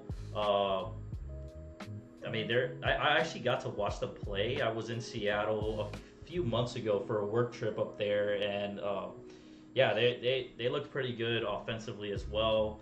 I want to say that they had the home run leading their catcher.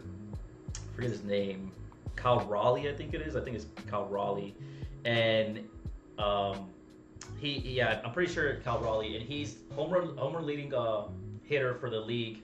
And offensively, man, they're a really good team. So I mean, it's a little bit I think early to still say. Remember, these series go a lot deeper than than the other series do. So a 2-0 start is good, but it's not as good as if you went 2-0 in like the divisional first round or whatever. So Yes. we'll see. I think the one that really has it locked in the most for me is gonna be LA. I don't think LA's stoppable, man. Like I think LA does a two-peat, man. I think LA is the Kansas City of the MLB right now. Like Okay. yeah, I think they're super elite, man. They really good team. They have a still really good team together.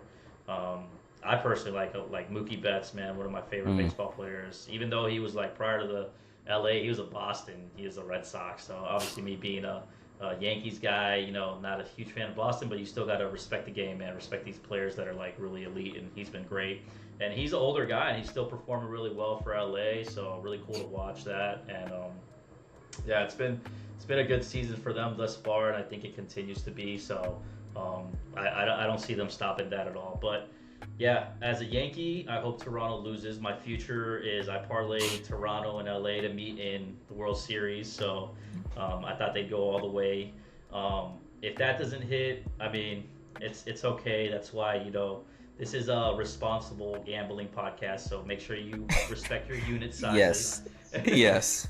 Make sure you respect your unit sizes. Be responsible. You know what I mean?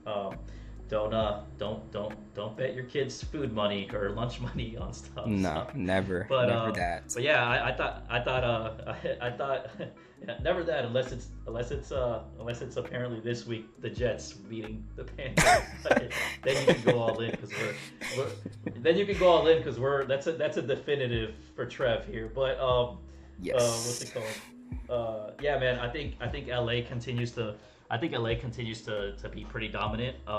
Of course, I want to see Seattle go all the way through. That would be a really fun World Series, Seattle and LA. And even it's. I mean, I maybe I shouldn't say definitive.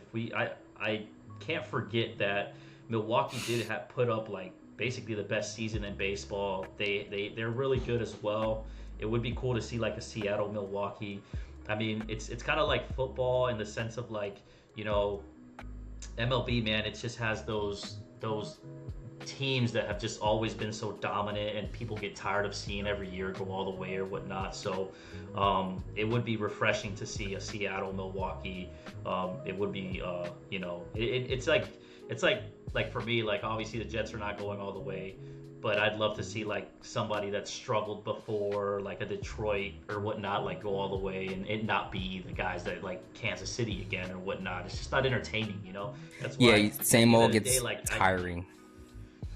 That's what, for me personally, it's like regular, like people put so much on the World Series, or I think World Series is a little different because it's a series of 7. The Super Bowl is just one game, but people put so much hype on the Super Bowl or not. But I love regular season, man. Regular season is the best. You get to see the best, compete every single week, multiple games or whatnot. The Super Bowl is kind of, if it's your team, you're excited. If it's not your team and you have a bet, you're excited. If it's not your team and you don't have a bet, you're probably barely watching it. You're just like eating buffalo wings and for sure, you're enjoying everything like outside of the game being played. I mean, that's just kind of how it is. Pretty much, it's like the cap, but it's like nobody really, unless it's your team, nobody really cares, man. I mean, I can't imagine my team in the Super Bowl. I can't imagine. Like it's such a like. What do you even do? Like, what do you like? I wouldn't want to host a party because what if they lose? Like, it's just so like it feels like a very stressful thing for your team to be in the Super Bowl. Simple. Like I just can't imagine. Man. Forget the party, dude. I'm like if Dallas is in the Super Bowl, dude, I'm finding my way there. I'm finding my way because we don't know if it'll happen again. Like that's just like that's what I'm saying. Literally. If your team wins this, if your team goes to the Super Bowl, you should be finding a way to get into debt to go to the freaking game. That's what you need to be doing. Because it's a once in a lifetime. You will never forget it. You will never regret it. Like I don't care really how much debt you go into. I remember back in like 2017, 2018, that season. There was a guy I worked with, older than us. I mean, at least probably 10 years older than us. But he, worked at our job and everything. And he was, what was I going to say? He was a Eagles fan. And the Eagles had made it. I'm thinking the Eagles aren't going to win. And this dude was like, dude, I think I might go. Like, I think I might go to the game. And I was just like, at the time, I'm like, dude, I don't think they have a chance, honestly. Especially with Foles and everything. But, dude, he went to the game and they won. I can't imagine like what that felt like. You're never gonna forget that. Like you're gonna tell your kids and your grandkids like I was at the game and they were the underdogs. It was their first one against Brady. Like you will never forget that. But I remember like he was talking about the pricing and he went. I was like, dude, that's crazy. But yeah, I really want to cool. say that the average ticket for the Super Bowl's got to be at least like I think the nosebleeds are like $5,000. Yep, I believe so. Yep, it's about $5,000. It prices out like. I've heard talks about it how, in other podcasts and thing, and they say like the average fan is priced out of the Super Bowl. Like the Super Bowl is not even for the fans. You know what I mean? It's like a celebrity like networking event. Unless you want to get into debt or want. Pretty much, yeah. Like it's literally who like a regular worker or whatnot is gonna take him, wife, kids to the Super. You're gonna spend $40,000. Like that's a lot. No one's You know, doing that. No one's for doing like that. a Yeah. thou. Yeah, for like $1,000 or even two, you could throw a badass Super Bowl party at your house, dude. Like so much Exactly. food, so much like you could just it would be incredible, you know. So Oh yeah. um, but yeah, definitely, obviously I mean, dude, even regular like me and the wife, we go see like Nationals games here all the time, and even going to see regular season games, and you have like we had one where it was like basically it went into extra innings. The Nationals end up winning off of CJ Abrams is at second. He gets I forget who was back. It might have been Josh Bell. Hits a line drive into like left field or whatnot. Abrams is a speed demon, dude. Makes it rounds third. You see him coming, and me and the wife we sat pretty low. We got pretty nice tickets because the Nationals suck. But they round third, and dude from outfield makes the throw like right in time. The catcher grabs it, boom, and the dude's with Abrams safe. And it was like, and even my wife that doesn't, she doesn't watch sports like that. She was like, "Oh my god, that was the most incredible thing I've ever seen." Exciting. Like, it was it's crazy really exciting to see action like that. Like, and that's regular season. So imagine like a playoff where like it's like fourth quarter, like you're like down by like 4, and then you come back. Like the energy, you can't replicate that. I will say that. No. You can't replicate that. So that's definitely something that I say. I mean, for me, I'll be fine because I can start my Jets Super Bowl fund today, and I'll probably just give it to my kids in the future to continue it on because we're not going anywhere. I could probably put $50 in there, and my great grandkids might have they'll be able to buy a house by the time the Jets get to the Super Bowl. But yeah, man, you can't replicate that energy. I can only imagine now that we're talking baseball, like last year. MLB, dude, Freddie Freeman when he hit the walk-off home run and or even Ohtani hitting dingers, Mookie Betts, just seeing that live, just walk-off home run must be crazy, and just the audience going crazy, the vibes around you. That's what makes sports great. It's like food, man. It just brings people together like that. It does. It just brings it's that energy, man. That's just amazing. You can't really replicate it, but yeah, man. MLB in full swing. It's been a good series so far. Obviously, unfortunate outcome for the Yankees. I will say for me as a fan, though, I'm really happy with the overall outcome. We did get a really good series with Boston. Obviously, we were able to get past them, and that was great. That was super dynamic. It's really funny to see I know Dave Portnoy, who's a huge Boston fan, just talking shit about us that we lost to Toronto or whatnot. It's just funny to see sore losers all the time, but I think we actually now by playoff record, we stand as the better team over Boston. Nice. For the Yankees overall, but yeah, I think though it good for us because I think we have a future, especially in the bullpen with the rookie and. Even Max Fried, who was really good this season. We'll see who we lose. That's the thing every year with baseball, man. It's who do you lose? Who do we sign? Who's going to be a new Yankee? I don't know. I mean, with these teams that have big pocketbooks, the team gets shifted around all the time. We've had Juan Soto there last year. We should have probably kept him, but we didn't. He went over to the Mets, and they didn't really do much. But we'll see, man. Maybe the Mets. I don't think they will, but maybe the polar bear, Pete Alonso, maybe he comes over to the Yankees. I doubt it because Pete's been been there for a long time. So I think he retires there. But that'd be amazing if we could get him, or if we could get. Well, let me not go into it. I don't want to get into picking people off other teams, man. If I could just build my own dynasty league, right? But no, I'm pretty happy, man. Ben Rice, another really good hitter for us. He caught a little bit when Austin Wells, our catcher, was out. And he played first base with us, but really happy with his performance. I think overall we're looking pretty good. We'll see how we do next season. Like I said, it's going to be obviously baseball's, it ends, but it's almost right around the corner because spring ball is in March. It's not that far away. So basically after Super Bowl, you're in March Madness, you're baseball's rolling around like spring training. Oh my gosh, so, yeah, we'll be getting right in college basketball, which I'm super excited about. I love college, basketball season. So I believe they're about to start. It's like the two best. Yeah. I would agree. Yeah, the two best. You get the October time where you have all the major sports meet, and then March, like that March Madness college. Like obviously, you just lost football to the Super Bowl, and you just lost. Yeah, so it's good times. NBA, WNBA. Want to lead off with WNBA. Their finals just concluded, and we had the Las Vegas Aces in a sweep victory. A'ja Wilson being named the MVP of the finals, so really exciting. Good for the Aces. I believe the owner of the Raiders, is it Davis? Is that his last name? The Raiders owner, the Las Vegas Raiders. Mark Davis, that's his name, I believe. I just know his haircut. Yeah, the bowl cut. Yeah, that's honestly what I think about first. It is Mark Davis, though, yeah, right? Mark Davis, yeah. Yep, Mark Davis. Yeah, great investment. He invested, I believe. He owns the team. He spent he's the primary owner of the team. He spent about $2 million, and I don't know, like in the past 5 years to acquire it. And the Aces are worth approximately $300 million today. So really impressive for him. Just a huge come up investment, and his dedication to that team helped advance the entire WNBA in terms of facilities and training.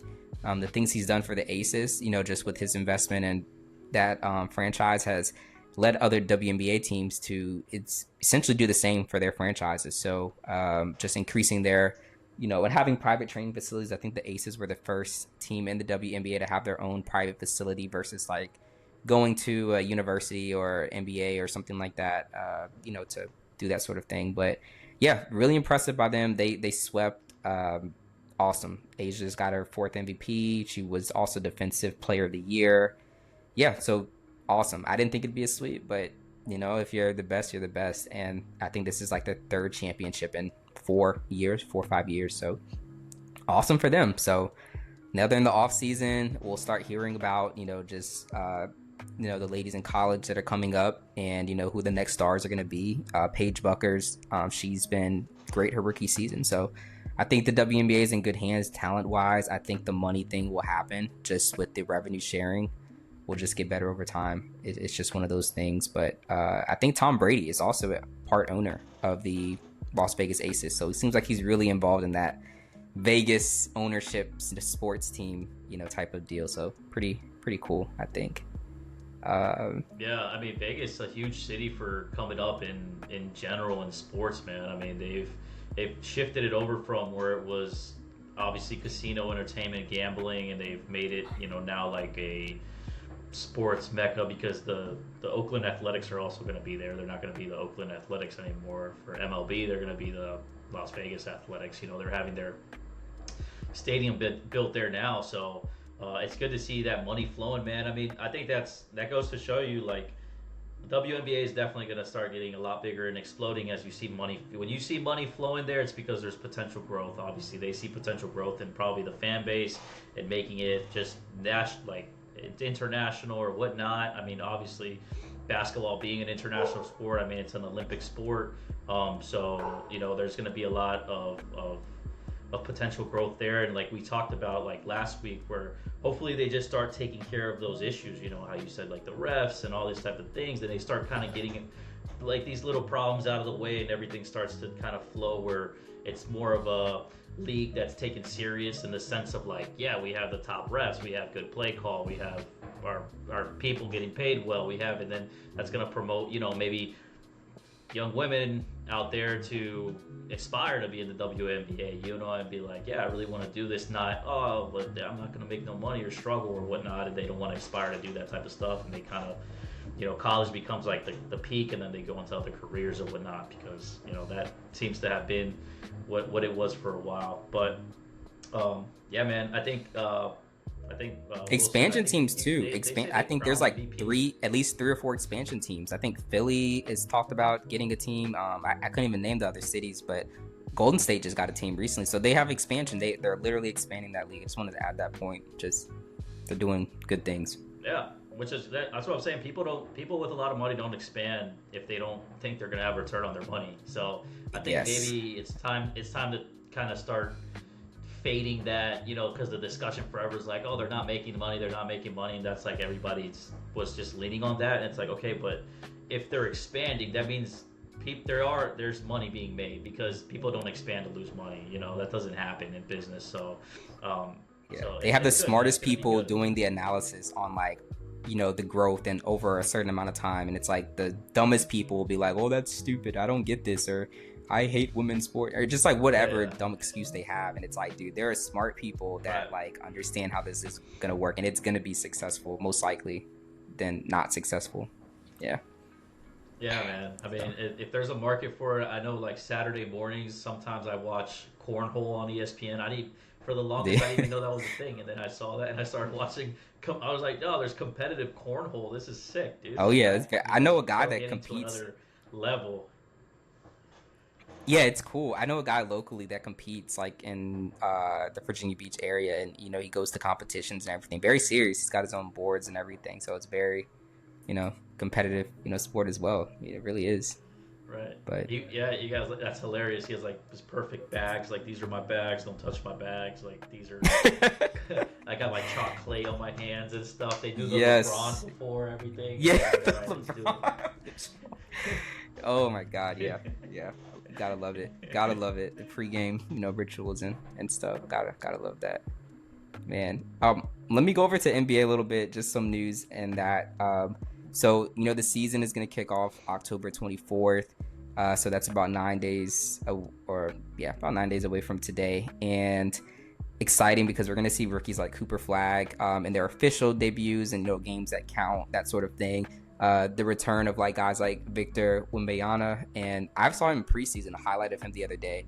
This kid grew. Like, he was already like 7 feet tall. He like grew, like, and reports are like, yeah, he like grew a couple inches at least. And I saw him like get in the post and like do this dunk, and it was like, dude, this looked like prime Shaq, like making a move. Really just incredible, like, athleticism. He's just so tall. It's like, what are you to do when you're in the post with him? Like, nothing. You're gonna get out the way. And so just cool. I think that's really cool. But just NBA being back is awesome. Just having all the sports on. I saw Russell Westbrook. He hasn't been on a team yet, or hasn't been signed. He recently signed with the Kings for like his this will be his 18th season. So happy he's with the organization. Giannis has all of his brothers on his team. Like, I guess like now they've agreed to sign him. So I love it when nepotism That's works in funny. your favor like that. It's like, you will sign my Right. brothers. Really cool. But I Yeah. expect, like, yeah, the same teams to kind of be in the mix of things, particularly the Thunder. I think they'll just be right back in the mix. We'll see what this Lakers team looks like, with I think Luka being the primary focus and option one, with LeBron getting older. Yeah, some cool storylines. I think they'll just kind of develop as things kind of start, I guess, so to speak. And I'm excited. I'm excited to see how the competition just looks this year in the NBA. So Yeah, I got the odds pulled up right now for the conferences. Like, they got Cleveland, and for the East, and they got OKC for the West. What do you okay. think? You think there's validity in that, or? Cleveland hasn't made it to the Eastern Conference Finals since Braun was there, and I don't think they make it now. I just think I think it's difficult. I think you just don't know. I think they had a really good record last year, and they still just couldn't get past the Pacers, who people overlooked. I think the Pacers will be weaker because they won't have Tyrese. He had the Achilles injury in the finals. So, but yeah, I don't think Cleveland makes it out. It's just like history. I don't know. It's enough history, enough data. But I could see the Thunder easily coming out of their conference for sure, out of the West. Yeah. And do you think now, you think there'll be a little bit more on the Clippers? Like, are they gonna money launder a little bit more too to I just think they keep Westbrook? it more hush. I think they keep it more hush is what I think. I think a lot of teams are probably doing that, especially these owners that are very like visible and just like more front facing, like the owner of the Los Angeles Clippers. So yeah, we'll see. I think it's just something that's always happened, and it just got a little bit of shine on it, and now guys are like, all right, let's secure this or hide it a bit better, Yeah. that sort of Did you thing. end up getting the Prime package for it?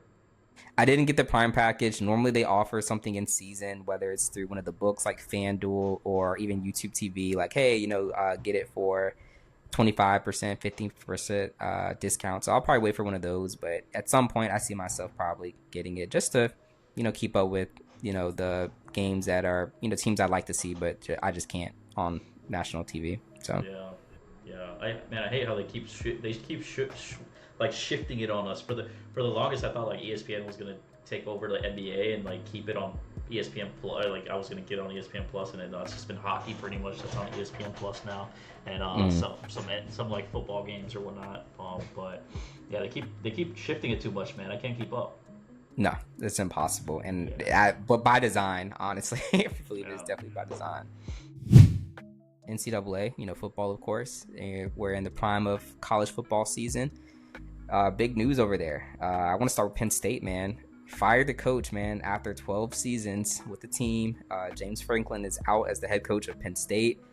Quarterback suffered a season-ending injury as well, so he's done for the year. And Penn State they couldn't stomach that. Just the losses they've had this year, and they had to make a change. So yeah, that's huge. I mean, I guess we kind of saw the writing a little bit on the wall, but I don't think they really developed their guys, just in the past couple years. But to be ranked number 2 and then to fall out of it, UCLA lost, they had to make a change. It's gotta be like I think like if let's say if I was a coach anywhere, man, I think high expectations has to be like the fear of any coach because dude, the moment you come into any season with high expectations, especially in like the college football cult, right? Because these like college football fan bases are like cult followings, No, right? And the you're moment right. you You're like don't absolutely right. perform to expectation, yeah, the moment you don't perform like to expectation, man, it's like all right, kiss your career goodbye, man. Like it's unfortunate it's really unfortunate they do that to that team. They should give it a few weeks before they start ranking everybody, man. I really don't think like coming into the seat, like you don't know what the team's actually going to bring to the plate. So we've seen a lot of different teams that came and ranked pretty high and fall out of. I mean, Texas was ranked pretty high, fell out of rankings fully, and I mean, they made a statement. They beat Oklahoma this week, but yeah, man, it's unfortunate. It's unfortunate, man. I think Penn State. It is what it is, man. You're part of an organization like that, and yeah, expectations are high, and you don't perform. And I think it's not like he's not going to roll into some other school or whatnot. It's not like the guy's career is fully over or whatnot. But it's part of the deal. You don't perform, you're out of here, man. Yeah, they don't really care how long you've been there at that level. Just if you lose to key teams, and you don't need to lose that much. It's just a few. It's a wrap. Yeah. Yeah, that's a really crazy story. Yeah, I think But for college football as a whole, it's been like you see I don't know if you remember this in the offseason for like the draft. Jeff Ulbrich, for DC now for Atlanta, when he had his son, it ended up coming out that his son was the one that prank called Shadur. yes, I remember. Yeah, I do. Yep. I forgot like, that he was happened. like, yeah, and dude, it goes to show you like how it's just funny, man. Like college football is just college kids in general, man. That's what it is. It's just in general the league, the organization, like just college football in general is just like I said, it's such a cult following, and the intensity behind it is, you either are the hero, right? Like in Ohio State coming in from behind last year and taking it, or Yep. or you're expected to be the hero and then you don't perform and you're gone. So. Yes, I agree with that. Yeah, it's tough, man. It's tough being a college fan and just you work in college football. Just the expectations, like consistently. Excuse me, I could not imagine just having to deal with that. But it is what it is. It's the nature of the beast, and yeah. So it makes for interesting storylines, exciting shakeups mid-season. It really does. But yeah, looking ahead to this next week, week 8, I believe, in college is I think North Carolina. Just the whole exit rumors with Bill Belichick. I think there's a lot of truth to that. I think it's just Bill being Bill and just denying it to like it's not happening. Like that's false. Like I never said, and it's just all a plan or strategy to kind of do it on his own terms or whatever the case might be. So we'll see what happens there, but maybe he's not there next season. That's my guess. I think Bill's more concerned with He's not concerned with losing the locker room. He's concerned with losing the bedroom, dude. He's like, man, I snagged this sweet honey. I snagged this sweet honey, and I'm not letting her go, bro. You know? Oh Like, my screw gosh, this that's team. Screw this team. This isn't happening for me ever again. This is the best thing that happened to me since Brady. So I'm not letting this go at all, bro. So I I don't don't. know. Yeah, I think those are his. I think that's what's going through his mind. Yeah, I would agree with that. That's hilarious, man. Yeah, I gotta show you something. It's a Halloween decoration, but it's about Belichick and his girlfriend. I'll send that to you. But that's hilarious. Absolutely hilarious. Bill said, "I'm not losing this Yeah, thing man. like for nothing." Yeah, man. That doesn't happen all the time, bro. He's like her grandfather. Basically, he could be. Yeah. He easily could be. That's funny, dude. That's hilarious, man. Jesus. Looking at this Man. week, what let's see, I'm looking now. Louisville, Miami. I think Miami continues to be the dominant ACC team for sure. I think they probably win it all, man. Miami looks really good. I didn't know They they were do. gonna keep the pedal on the gas like that this season. Did let's see, Ohio State takes on Wisconsin. They got that. Ohio State favored 25.5. I think that's priced pretty good. Ole Miss, Georgia. That might be a good one right there. They only have it priced at -7.5. Okay. Maybe Ole Miss gets. I mean, maybe Buddy's still fired up about his daughter. I don't know, man. You know, he gets in Possibly. there. You know, possibly, man. Somebody just needs to Possibly. start a rumor. That's it. Yeah, Yeah. I'm sure that would go crazy. Yeah, I want to say the daughter was at one of the games So- like recently, and like they like caught her or not caught her because she wasn't hiding, but like they like took a video or something of her. So yeah, I thought that was interesting. But That must Yeah. suck, man. Like that's why like looking into the future, man. Like I hope I have all boys. I don't want to have to deal with any of that. dude, it sucks, man, because I'm not like at all. any type of way sexist, but it's just one of those things where people like try to use that in a way like a leverage against you and your ego or your like or whatever it might be. And I'm like, dude, why you gotta do this, man? Like, why does it have to be this? And it almost makes it like she's a whole human being, but just a pawn in a bigger game. Like, that's crazy, actually, but it happens every day. Actually, I'll touch on fantasy a little bit. I'm riding my boy Rico. Pause, but just I hope he has another successful week. I have no idea whether Chuba Hubbard is going to be involved in this upcoming game, but I mean, we'll see. I mean, the Jets might stop Rico. I think they'll neutralize him based on game script, not because he's not a freaking dog. I think that might be how he gets, kind of out of this game. But yeah, I'm looking forward to continuing using him. Just continuing to win in your fantasy football league, man. Just raking in that weekly. Yeah, you've been tearing it up, man. You've been tearing it up. I'm tired of man. paying you out every week.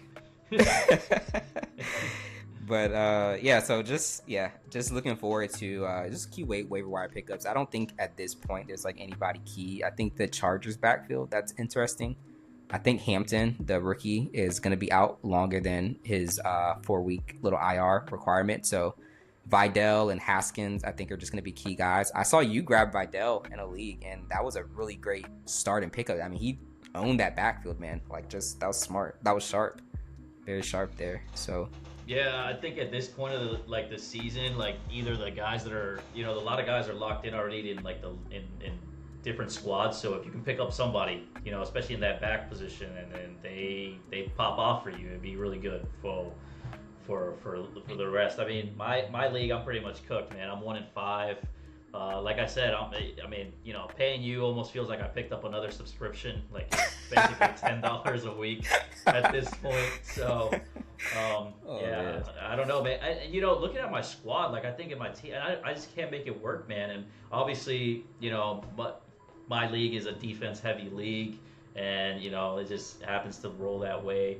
But yeah, man, Jay Hurts, Genty, ETN. I think it's Higgins, man. Like it's just been like some of the teams that just haven't been able to like perform for me. Like obviously being that they've kind of not had the best offensive output, but I don't know. I got Terry coming back. He just got changed to questionable. Hopefully he's able to do something for me.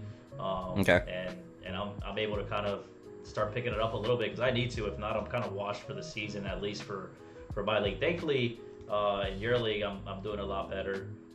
You're like one of the top dogs. Yeah, for sure. Yeah, I'm 4-2. So we're eating here pretty good, man. I hope we keep it up. We keep it rolling. I don't know if Bucky Irving comes back, and I got Chubb coming back off the bye, and we'll see, man. I might. This is the part of the season where some of these guys, and I'm like, man, I might need to do the math and do a little trade to see if it helps me out, and see if I can get into a little bit better position, but.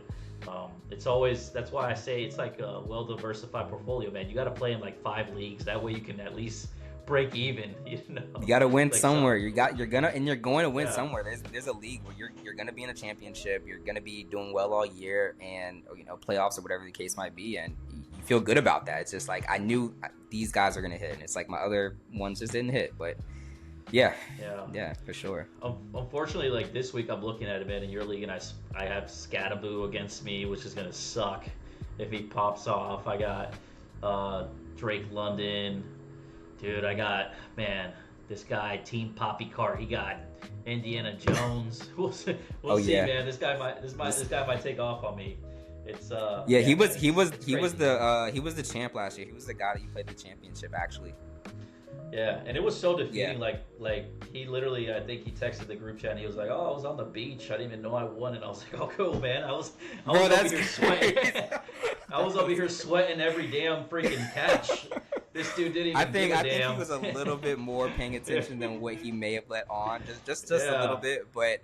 The fact remains, it's like fantasy can just be. I've seen guys like auto draft teams in like very competitive leagues or whatever, or just kind of do the least, and they still make it to they make it to the playoffs, and it's just like it really is luck. And sometimes you could have the best plans that don't, for whatever injuries, whatever, it just doesn't happen. So yeah, because obviously with fantasy, it's not even just the factor of the player; it's also the factor of the player to how your fantasy like prices. The point, like how it prices first downs, how it prices catches, how it so it's not always just player, right? Like I've had like last year I had to put it up for a vote with my league because people were mad about the defense, and I was like, I told you guys this already, but I put it for a vote. You did, and it was like I gotta learn this defense thing, like, and I remember last year I had to like lock in. I was like, I need to figure this out, like I need to because I was like, I don't understand, like, and I just really like looked at everything, and I was like, I gotta focus on sacks, and it's not even about who I think is like the better defense. It's like which team is gonna knock the quarterback down, and I don't care if it's like I think the Giants went off one week when they were like heavy underdogs, and I'm like. I think that's a good pick for this week. I don't think they're a good defense overall. They didn't get scored on, dunked on, but they're going to knock the quarterback down. And that's what I need to understand. Like my whole thing was always like, dude, getting sacks is not easy in the NFL. Like that's it's really, and I think that's because it makes you really think about like how to play this. It's not just like this team is dominant, so therefore the defense is going to do well. It's like no, if you don't hit the quarterback, it's like they can still win this game, man. Exactly. You got to touch them. And it's that one element added to the fantasy that's just not there because a lot of other leagues, which I participated in like one before, and it had like you pick a linebacker and I was like, that's too much, man. Like it's just IDPs. It doesn't work that well. So I thought, well, with this it kind of works better because it's like all it takes is any of the defensive players to pop off, get those sacks, and just really restrict that other team, and it's like they should be rewarded. I mean, playing a high level of defense in the NFL is not easy, so. I'm glad I threw that in there, but yeah, man, like I said, it's not always just the player. It's obviously catering to the league that you're in as well, and that's where like it's me, man, and I know we nerd out about this, and that's like the OC aspect that you feel like a GM/OC because you're like, okay, I'm looking at this league, I gotta dissect like how the points are gonna be, what guys are gonna work in my system for this league, like like people just. I love this. Yeah, it's too much, and I mean, I know for some people it's too much, but it's like, well, if it's too much, man, I don't think you get it. I don't think you get it. That's the fun part of it. Someone asked me the other day, so it's like, so what do you get out of it? Do you win like money every week? I'm like, you do, but it's like at the end it's more so the payout, and some leagues do like the weekly thing. But I was like, honestly, the most rewarding part is like ball better than your boys, and it's like it's just that weekly. It's like, dude, I knew this, and I knew this was gonna happen, and like I could coach a team where I could I could dial up a play, and it's like that's kind of how you feel, and it's like. that's rewarding, I think. And I think Right. that's why guys play this every And year that's the for battle sure. between teams, like in real NFL games, like when you see like an offense that's elite and they can't run the ball, the DC's over there, like he can barely walk because his balls are dragging on the ground, and he's like, "That's right, like that's right. I put it on you this week, son. Like this like like I do this for a living, all right. Like, that's just how it is, Yes. man. So I yeah, honestly just don't even think about like the money. Like I know that was like okay, leading up to the league to start it, like that's part of it. I don't even think about it unless I'm like in the championship. I really don't think about that part of it because I'm just so focused on like gotta win enough games, gotta get into the playoffs. That's it. And it's like that's the fun part for me. It's just the grind through the season, the waivers. Like I think that's it's awesome, yeah, honestly. no, for sure. Because then at that point, when you make the finals, you're like, all right, well, I'll get at least second. All right, let me see what sneakers I can grab up with this money or whatever. There you go. There you go. And that's the only You that's know? the only time I even think about it. Yeah, I'm like, oh yeah, that's I could get this, I could get that. Like that's it. Besides that, man, I'm just like, yeah, I outsmarted you, man. Like I yeah, did that. I exactly. told you this defense. I told you this QB, this running back was gonna do some damage. Like that's all I care about right now. So No, most definitely. for sure. Yeah, man. But I think that's everything I have for fantasy at least. You? Yeah, that's everything, man. I think we covered a good amount, and we'll see, man, what happens this week. Like I said, this season's been crazy, man. It's been so up and down with players, teams, everything. There hasn't been a consistently trending team, really. I mean, obviously some we're seeing now, but who knows, man? Another week starts in the NFL, and we'll see how it ends. We will see. So it's just a never-ending storyline of just like what's next. Tune into the next episode of NFL Z, whatever This you is call it. reality TV for the guys, man, pretty much. Basically, like there's drama, there's storyline, there's like players' wives who are like, or fiancés who are at games too much. It's like all this stuff, man. Like everyone, that is it for this week's episode of Sports Frequency. Please like, follow, subscribe on all platforms. We can find at Sports Frequency or Sports Frequency Pod. But yeah, share it. Hope you enjoy it. And we will be back next week with our recap, assessment, and look aheads to the upcoming games across all sports leagues. So until then, Sports Frequency is out.